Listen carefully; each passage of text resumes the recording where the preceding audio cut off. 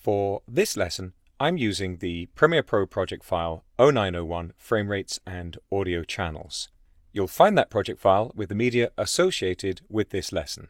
Double-click on the file to open it in Premiere Pro.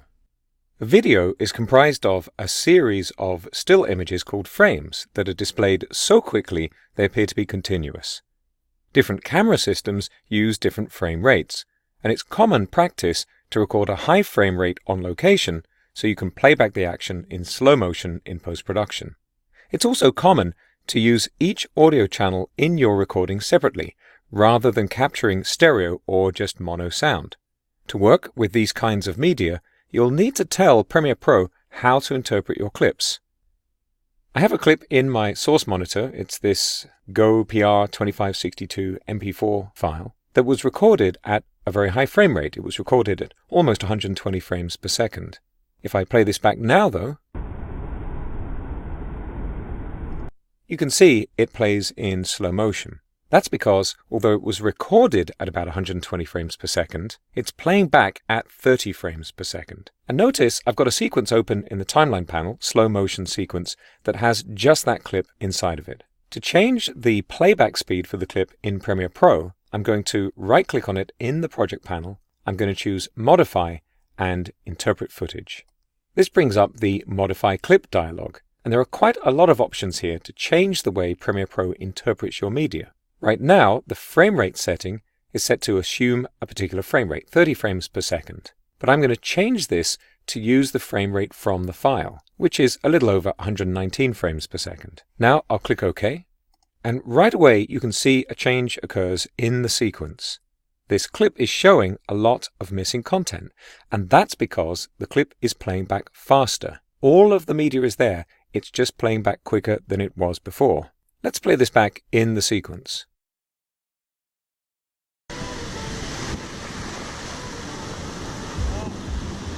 And that's actually normal playback speed.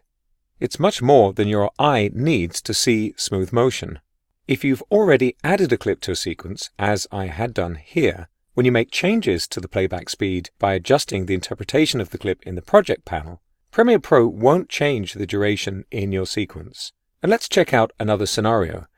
I have another sequence here with a clip that has audio primarily recorded on one channel, channel 1 or left, but there's some audio on the right channel, channel 2 as well. Let's have a listen.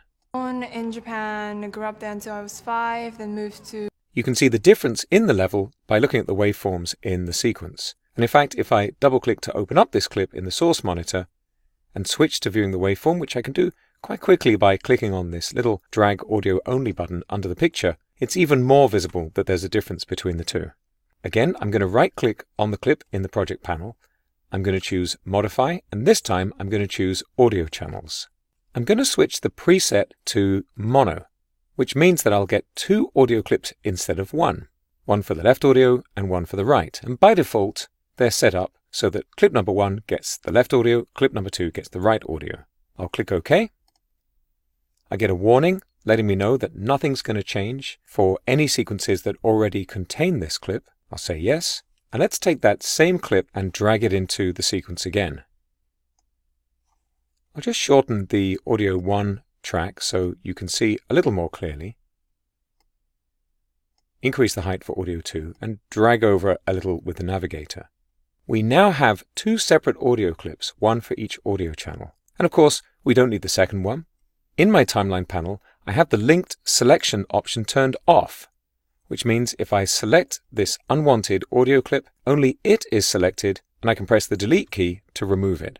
Remember, the linked selection option means any video and audio that was originally imported together will be selected if you click on either one. By the way, there's a slightly quicker way of achieving the same result. If I go back into that Modify dialog and set the number of audio clips to 1, and I'll just press the Tab key to come out of that Number of Audio Clips dialog. Now only one audio clip will be added to the sequence when I edit this shot into the timeline panel. I can choose which of the audio channels is used, left or right, click OK, I get that same warning dialog, and if I drag the clip into the sequence, I just get that one audio channel. Most of the time, you won't need to adjust the way Premiere Pro interprets your media files. But if you're working with slow motion video or professionally recorded sound, just remember to right-click on the clips and choose Modify. If you have a batch of clips to change, select them all before you right-click. The workflow is the same.